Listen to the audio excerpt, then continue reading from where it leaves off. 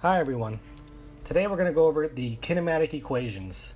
These are the fundamental equations that you're going to need for any intro to physics class. So the kinematic equations are the basic equations used to predict unknown information about an object's motion. Now there are 5 variables that we need to get familiar with. We have delta x, which is the displacement,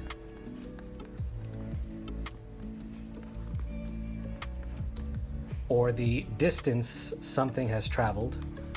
We have time, or the change in time.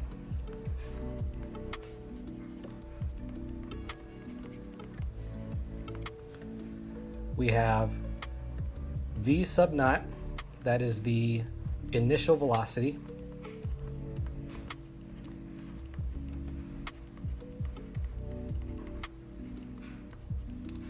We have v sub f, that is going to be our final velocity.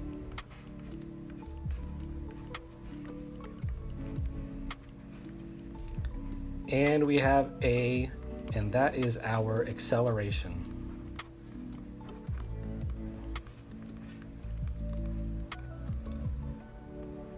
Excuse my poor spelling. I'm a math guy, not a spelling guy. So now let's take a look at these equations and how we can derive them. The first one we're going to look at is for final velocity, where final velocity is equal to the initial velocity plus acceleration times time. Now, we can derive this by looking at the definition of acceleration.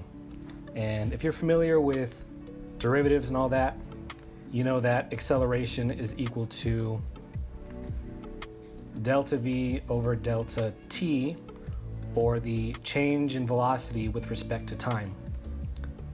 And this is very simple. It can just be written out as acceleration is the final velocity minus the initial velocity over time.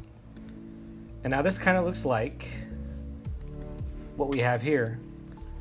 We just need to do some rearranging. So let's multiply t on both sides so we can cancel that out. And we have v sub f minus v sub naught is equal to a times t. And then we can add v naught to both sides, and we're left with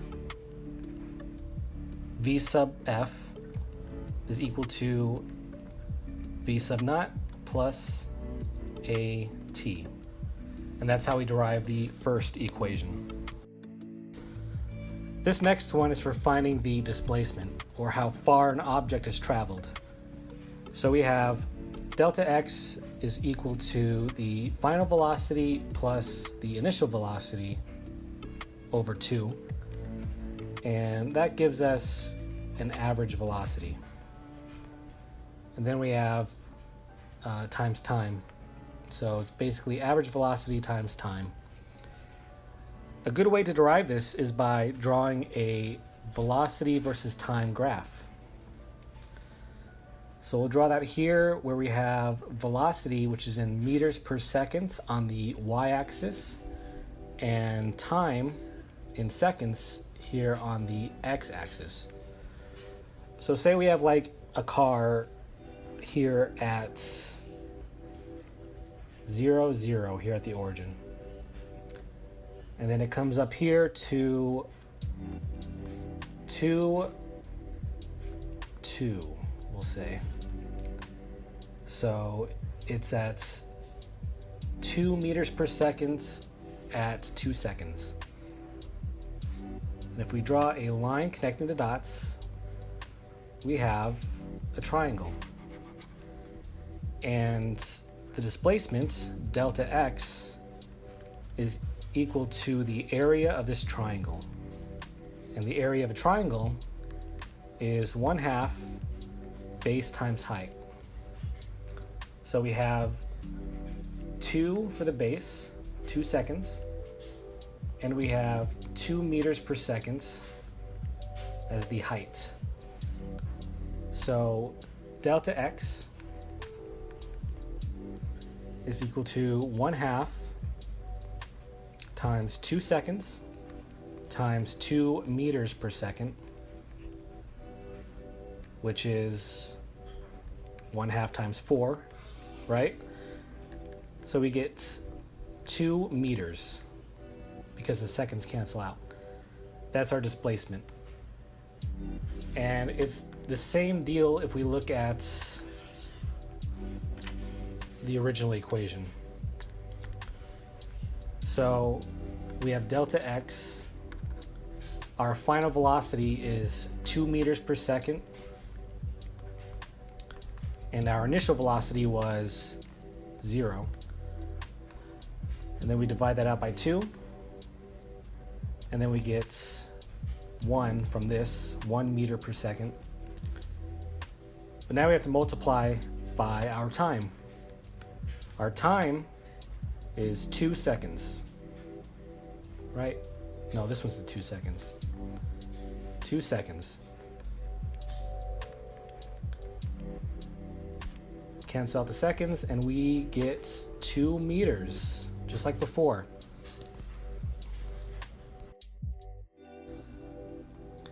Our next equation is also for solving for displacement, except here we don't have the final velocity, but we can use the previous 2 equations to derive it.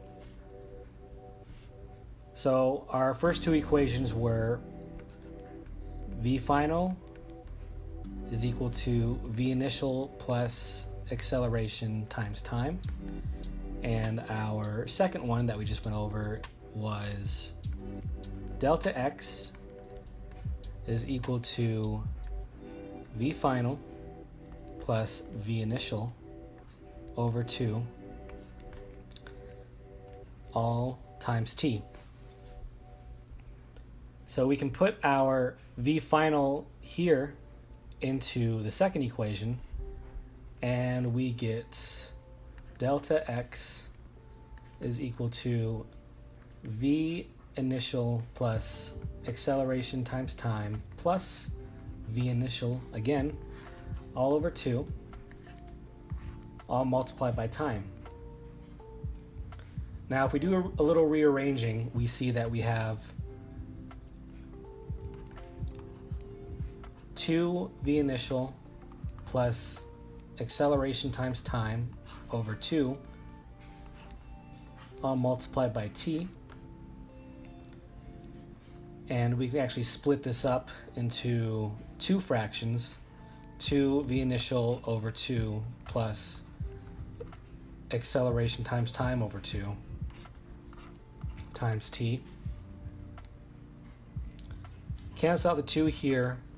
Here the 2 can be like a 1/2, and we get VO plus 1/2 A times T times T. Then when we distribute out our time, we get V naught times time plus 1/2 A time squared. And that brings us back to our third kinematic equation. For this last equation, we have the final velocity, the initial velocity, the acceleration, and the displacement variables, but we're missing the time variable. So let's refer to our first 2 equations so that we can derive this one out. If we look at delta x equals final velocity plus initial velocity over 2 times time, we can take this and we can solve for time. And if we do a little rearranging, we'll find that time is equal to 2 delta x over final velocity plus initial velocity. And we can take this and we can stick it into our first equation, where final velocity is equal to initial velocity plus acceleration times time. And we can replace time with our value here. Final velocity is equal to initial plus acceleration 2 delta x over Vf plus Vo. Now we just simplify. Let's stick a into the parentheses here, multiply that, and then we'll subtract v naught on both sides. So we have final velocity minus initial velocity is equal to 2a delta x over Vf plus Vo. And we can multiply the denominator out on both sides so that we can cancel these. And we're left with Vf minus Vo times Vf plus Vo is equal to 2a delta x. Now look at that. It's starting to look closer to what we're trying to achieve over here. So let's make a little bit of room for ourselves so we can get what we're trying to get.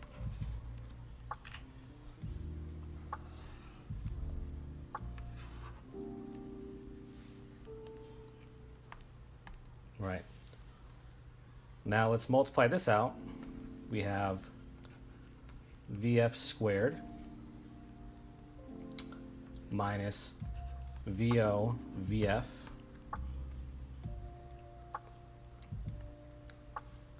plus Vo Vf minus Vo squared.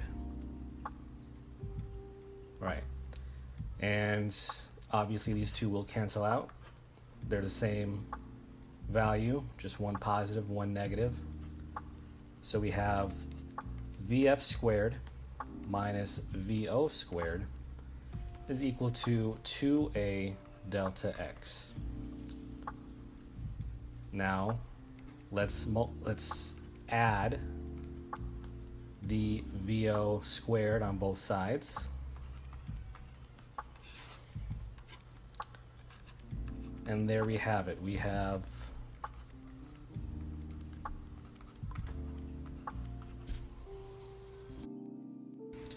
in this video, we went over the kinematic equations and how to derive them.